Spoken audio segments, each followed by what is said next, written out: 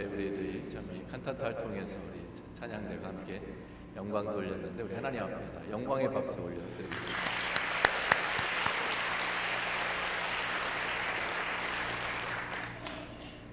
함께 하나님의 말씀 이사야 9장 6절과 7절 말씀 함께 나눕니다.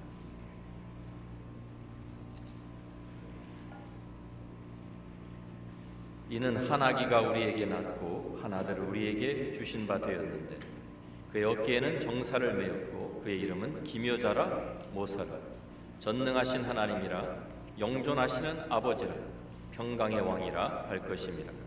그 정사와 평강의 더함이 무궁하며 또 다윗의 왕자와 그의 나라에 군림하여 그 나라를 굳게 세우고 지금 이후로 영원히 정의와 공의로 그것을 보존하실 것이라. 만군의 여호와의 열심히 이루시리라. 아멘. 아기가 태어나면 이름을 지어줍니다. 부르기 쉬운 이름, 또 아름다운 이름, 또 뜻이 깊은 이름, 이런 이름들을 우리가 잘 생각해서 아이들한테 이름을 지어주죠. 저도 제 아이들 태어날 때마다 어떻게 이름을 지어줘야 되나, 저희 한국 이름은 우리 부모님이 지어주셨는데 영어 이름은 이제 제가 지었습니다. 근데 성경에서 그냥 이름이라는 것은 그냥 부르는 것이 아니라 그 사람의 성품과 능력과 또 명예를 가리킵니다. 그래서 그 이름에 참 그 뜻이 있는 것이죠. 그래서 야곱이라는 이름은 우리가 아는 대로 태어날 때 발뒤꿈치를 잡고 나왔다. 그래서 야곱이라고 이름이 붙었는데 그 말은 또 속이는 자라는 뜻이 있습니다. 그러니까 별로 좋은 이름이 아니죠. 그런데 하나님께서 그 야곱의 이름을 이스라엘이다라고 바꿔주셨습니다.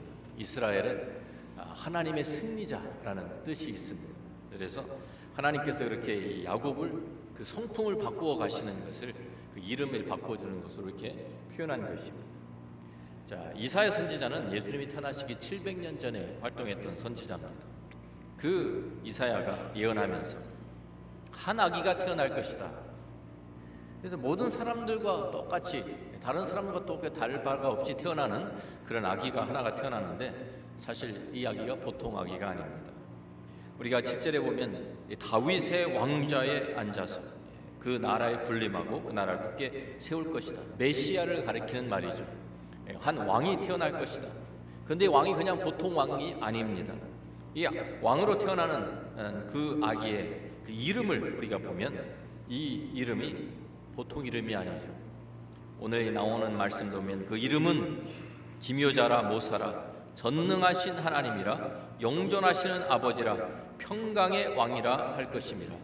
여기에 우리 한국말로는 우리가 이 5가지 기묘자라 모사라 전능하신 하나님이라 영존하신 아버지라 평강의 왕이라 이렇게 되어 있는데요. 우리가 영어 성경에 보면 Wonderful Counselor 하나로 붙어 있습니다. 그리고 The Mighty God, The Everlasting Father, The Prince of Peace 이렇게 5가지 이름이 아니라 4가지 이름으로 이렇게 요약이 되어 있습니다. 근데 이 이름들이 전부 다 창조주 하나님을 가리키는 이름들입니다. 하나님이 그러니까 모든 그 지혜와 모든 능력과 하나님의 그 모든 영광을 나타내는 그 이름들이 여기에 기록이 되어 있습니다. 한 사람이 아기로 태어났는데 그 아기에 대한 이름을 하나님에 대한 이름을 붙여주고 있어요. 자, 이 유대인들한테 이스라엘 사람들한테 사람을 하나님이라고 하는 것은요, 이거는 보통 일이 아닙니다. 그렇게 했다가는 이사야가 이렇게 기록을 해놓았는데 이거는 좀 신성 모독인 거예요. 이 사실이 아니라고 하면 하나님이 아닌 사람을 하나님으로 부를 수 없는 거예요. 그런데 이 아기가 태어났는데 한 아들이 우리에게 주신 바 되었는데 그 이름은 기묘자라 모사라 전능하신 하나님이라 영존하시는 아버지 평강의 왕이라고 창조주 하나님이시라고 그가 부르고 있는 것입니다. 창조주 하나님이 사람으로 태어나실 것이라고 우리에게 이사야가 예수님 태어나시기 700년 전에 이미 예언해 주었습니다. 신학적으로 이것을 우리가 성육신이라고 합니다. 인카네이션이라고 하죠. 그래서 요한복음 1장 1절부터 3절에 보면 사도 요한은 바로 이 이사야가 한 이 내용을 다시 이렇게 우리에게 표현해 줍니다. 태초에 말씀이 계시니라. 이 말씀이 하나님과 함께 계셨으니 이 말씀은 곧 하나님이시니라. 그가 태초에 하나님과 함께 계셨고 만물이 그로 말미암아 지은 바 되었으니 지은 것이 하나도 그가 없이는 된 것이 없느니라. 태초부터 계셨던 그 말씀, 태초부터 창조되지 않은 그분은 하나님이시죠. 이 말씀이 곧 하나님이신데 그 말씀이 만물이 그로 말미암아 이 말씀이 바로 창조주 하나님이셨다라고 그가 선언하고 있습니다. 그런데 우리가 요한복음 1장 14절로 내려가 보면 뭐라고 말합니까? 같이 한번 읽습니다. 말씀이 육신이 되어 우리 가운데 거하심에 우리가 그의 영광을 보니 아버지의 독생자의 영광이요 은혜와 진리가 충만하더라. 그렇습니다. 그 말씀이 창조주이신 그 하나님이 육신이 되어서 우리 가운데 거하셨다. 그래서 우리가 그 영광을 보니까 아버지의 독생자 영광이요 은혜와 진리가 충만하더라. 근데 아직까지 이분이 누군지, 말씀이 하나님이 사람이 되어서 왔는데 그분이 누군지는 말하지 않고 있어요. 그런데 요한복음 우리 1장 17절 18절 들어가 보면 우리 또한 이렇게 말합니다. 같이 읽습니다. 율법은 모세로 말미암아 주어진 것이요 은혜와 진리는 예수 그리스도로 말미암아 온 것이다. 바로 그분이 누구냐? 예수 그리스도라고 밝히고 있습니다. 그러면서 본래 하나님을 본 사람이 없지만 아버지 품속에 있는 독생하신 하나님이 나타내신 하나님이 말씀이 육신이 되어서 우리 가운데 찾아오셨다고, 바로 그분이 예수 그리스도라고 우리에게 알려주고 있는 것입니다. 자, 그런데 왜 하나님이 사람이 되셔서 이 땅에 찾아오셨나요? 왜 더 좋은 천국과 그 영광을 다 내려놓으시고 왜 이 땅에 오셨을까요? 왜 아무런 제한도 받지 않고 사시던 그 하나님께서, 영원하신 하나님께서 왜 시간과 공간의 제한을 받아야 하는 사람이 되셔서 이 땅에 오셨을까요? 우리가 똑같이 어떤 사람들과 다 똑같이 9달 반 동안 그 어머니 뱃속에서 제한돼서 어떻게 보면 갇혀 있었잖아요. 다른 아이들과 똑같이 태어나서 또 그 성장 과정을 다 거치면서 자라나셨잖아요. 왜 이렇게 제한을 받으시면서 왜 사람이 되셨을까요? 영원하신 하나님. 심심하고 따분해서 그러셨을까요? 요한복음 1장 29절은 우리에게 알려줍니다. 계속해서 우리가 요한복음 읽어가면 요한복음 1장 29절에 이튿날 요한이 예수께서 자기에게 나아오심을 보고 이르되, 같이 읽습니다. 보라, 세상 죄를 지고 가는 하나님의 어린 양이로다. 태초부터 계셨던 그 말씀, 하나님이셨던 그 말씀, 창조하셨던 그 말씀이 육신이 되어 이 땅에 오셨는데 바로 그분이 예수 그리스도신데 왜 이 땅에 오셨는가? 세상 죄를 지고 가기 위해서라고 우리에게 알려주고 있습니다. 세상 죄, 바로 우리들의 죄를 짊어지기 위해서, 대신 지고 가시기 위해서 오셨습니다. 우리가 죄를 지으면 성경 우리에게 말합니다. 죄의 삭은 사망이다, 죽음이에요. 사람이 죄를 지으면 누군가 그 생명으로 갚아야 합니다. 그 사람 자신이 죽지 않으면 다른 사람이라도 대신 죽어야 돼요. 그래야 그 죄가 용서를 받습니다. 그래서 구약 성경에는 제사법이라는 것이 있었어요. 죄를 지은 사람이 참 그 사람이 다 이제 너는 죄를 지었으니까 죽어야 돼 그래가지고 다 잡아 죽이면 살아남아 있을 수 있는 사람이 하나도 없는 거예요. 그러니까 사람을 다 죽여버릴 수가 없으니까 양이나 염소 대신 잡아서 속죄를 하고 대신 그 피를 흘려서 죽이면서 죄 용서를 받는 것이 제사법이었어요. 그런데 양의 생명 또 염소의 생명이 사람의 생명과 가치가 같을 수가 없는 것이죠. 엄격하게 말해서 죄를 지은 사람이 사람의 생명으로 갚아야 되는데 엉뚱한 양의 생명 또 염소의 생명을 가지고 와도 그 죄가 갚아지지가 않는 거예요. 그래서 히브리서 10장 1절 말씀 우리 이렇게 말합니다. 율법은 장차 올 좋은 일의 그림자일 뿐이요 참 형상이 아니므로 해마다 늘 드리는 같은 제사로는 나오는 자들을 언제나 온전하게 할 수 없느니라. 없어요. 그거 양의 피를 가지고, 염소의 피를 가지고, 그 생명을 가지고 사람의 생명을 대신할 수가 없었다는 거예요. 그래서 수많은 양과 염소와 황소들이 참 피를 흘리고 죽어갔지만 그것은 전혀 우리의 죄를 온전하게 씻을 수가 없었다는 말입니다. 왜? 사람의 죄는 사람의 생명으로 갚아야 하기 때문입니다. 그런데 모든 사람이 죄를 지었기 때문에 대신 죽어줄 수 있는 사람도 사실 없습니다. 또 죄 없는 사람이 혹시 있다 할지라도 그 사람은 한 사람의 생명은 다른 한 사람의 생명만 대신할 수 있을 뿐입니다. 세상의 모든 죄를 짊어지고 감당하실 수 있는 분은, 그런 생명의 가치를 가지고 있는 분인 누구냐면 하나님밖에 없는 거예요. 영원하신 하나님만이 우리 모든 사람들의 세상 죄를 다 짊어지시고 그 죄의 값을 지불하실 수 있는 것이죠. 그래서 영원하신 하나님께서 죄 없는 사람으로 태어나셔서 우리를 대신해서 죽어주시는 방법밖에는 우리의 죄를, 세상 죄를 다 용서하고 씻을 다른 대안이 없는 것입니다. 그래서 이사야 7장 14절에 우리에게 이렇게 말합니다. 같이 읽어봅니다. 그러므로 주께서 친히 징조를 너에게 주실 것이라. 보라, 처녀가 잉태하여 아들을 낳을 것이요 그의 이름을 임마누엘이라 하리라. 임마누엘, 어제 우리 새벽에도 함께 말씀 나누었는데 임마누엘 무슨 뜻입니까? 하나님이 우리와 함께 계신다. 우리와 함께 하시는 하나님. 하나님이셨는데 사람이 되셔서 우리와 함께 하셨어요. 그런데 그것이 우리의 인간의 그냥 보통 방법을 하면 아담과 하와의 죄가 계속 전가가 되기 때문에 그 고리를 끊기 위해서 처녀가 잉태하여, 성령으로 잉태하여, 처녀가 잉태하여 아들을 낳을 것이요 동정녀 탄생이 그래서 중요한 것입니다.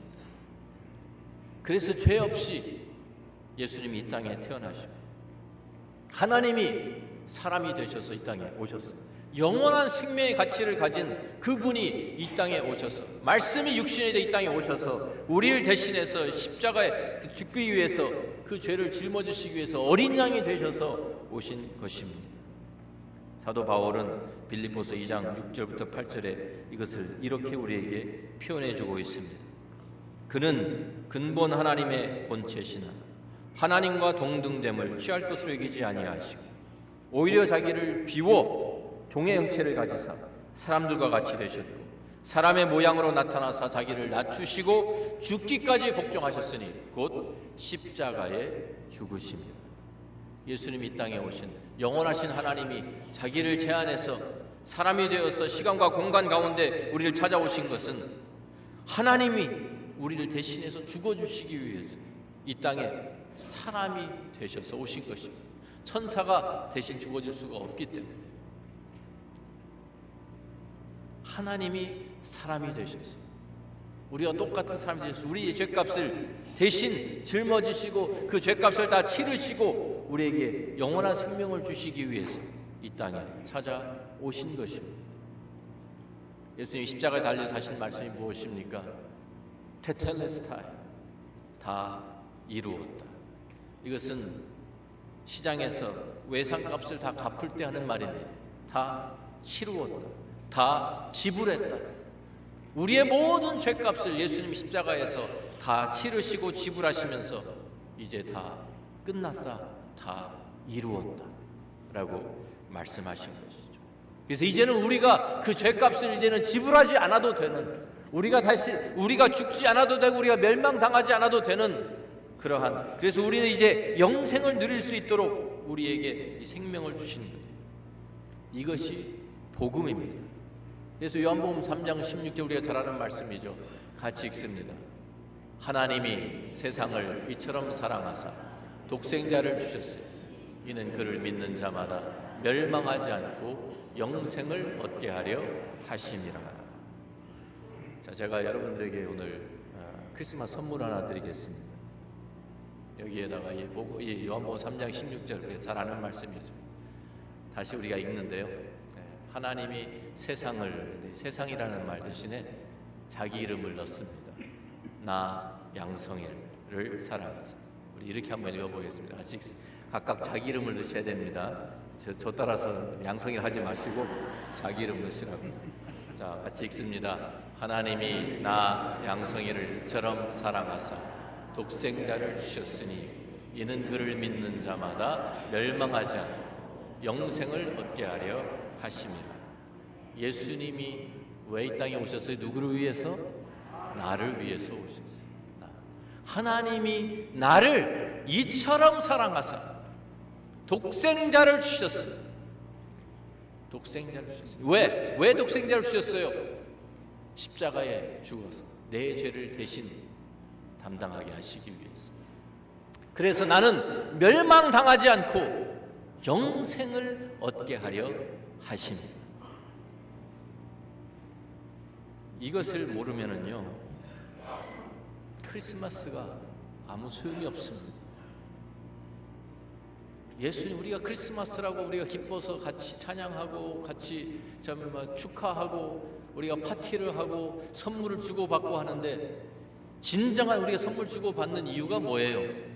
진정한 선물로 오신 예수 그리스도, 그 선물을 우리가 받지 않았으면 우리가 주고받는 선물은 아무 소용없어요. 하나님께서 우리에게 주신 최대의 선물 예수 그리스도를 우리가 모른다고 하면 우리끼리 주고받는 선물이 무슨 의미가 있겠어요? 이번 크리스마스의 최고의 선물은 우리의 삶 속에 예수 그리스도를 모셔드리는 것입니다. 이 모든 종교들, 세상의 모든 종교들은요, 사람들이 다 하나님을 찾아가는 노력입니다. 그런데 성경은 우리에게 정반대로 우리에게 말씀해 주죠. 영원하신 하나님께서 하늘의 그 보좌, 영광 다 버리시고 우리를 찾아서, 이 사람을 찾아서 나를 위해서 이 땅에 오신 것을 증거하고 있습니다. 크리스마스는 영원하신 하나님께서 우리를 찾아오신 사건이에요. 영원하신 하나님께서 바로 나를 찾아오신 사건이 크리스마스입니다. 요한복음 1장 9절부터 13절은 그래서 이렇게 말씀합니다.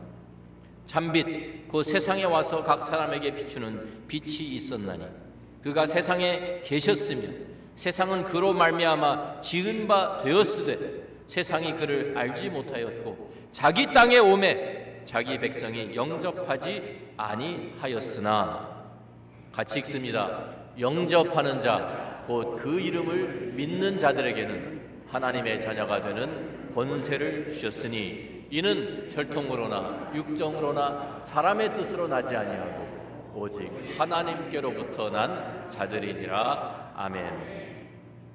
예수님을 우리의 마음속에 모셔드릴 때 진정한 크리스마스의 복을 누리게 됩니다. 예수 그리스도가 나를 찾아오셨어요. 이 땅에 오신 이유, 나를 찾아오셨어요. 그런데 많은 사람들이 예수님 몰라봤어요.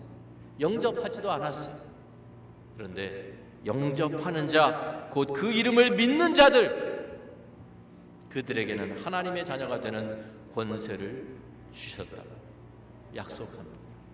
예수님이 이 땅에 오신 크리스마스, 바로 다른 사람이 아닌 누구를 위해서?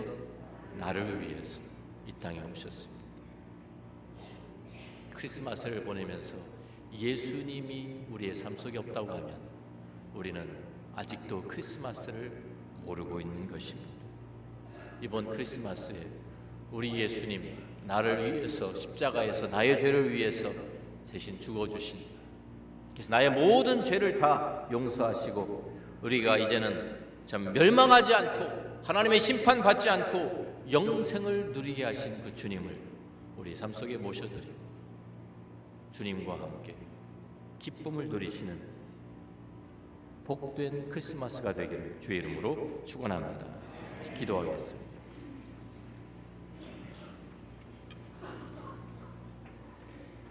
하나님이 나를 이처럼 사랑하사 독생자를 주셨으니 바로 이것입니다. 이것이 크리스마스. 이것이 복음입니다. 내가 그 예수님을 믿을 때 나는 멸망하지 않습니다. 그 예수님을 내가 영접할 때 나는 영원한 생명을 누리게 됩니다. 나를 찾아오신 그 주님 영접하십시오. 우리의 마음을 열고 우리의 삶을 열고 모셔 드리십시오. 그분은 영원하신 하나님이신데 나를 위해서, 바로 나를 위해서 이 땅에 나를 찾아오셨습니다. 그 주님 만나시고 영접하시고, 그래서 주님과 함께 영생의 복을 누리는 이 복된 크리스마스가 되기를 주의 이름으로 축원합니다. 아버지 하나님 감사합니다. 오늘 이 크리스마스를 우리가 맞이하면서 주님이 오신 이 기쁜 성탄절을 우리들이 맞이하면서 기쁘다 구주 오셨네, 온 백성 맞으라고 하면서 정작 내 마음속에 내 삶 속에 예수님이 계시지 않다고 하면 우리는 우리의 찬송은 허공을 치는 메아리가 될 뿐입니다. 하나님, 이 시간 바로 나를 위해 찾아오신 그 주님, 나를 사랑해서 독생자를 주신 그 하나님의 사랑을 내가 깨닫고 나를 위해서 오신 예수님을 나의 삶 속에 나의 마음에 영접해드리는 귀하고 복된 크리스마스가 될 수 있도록 은혜 베풀어 주옵소서. 예수님 귀하신 이름으로 기도합니다.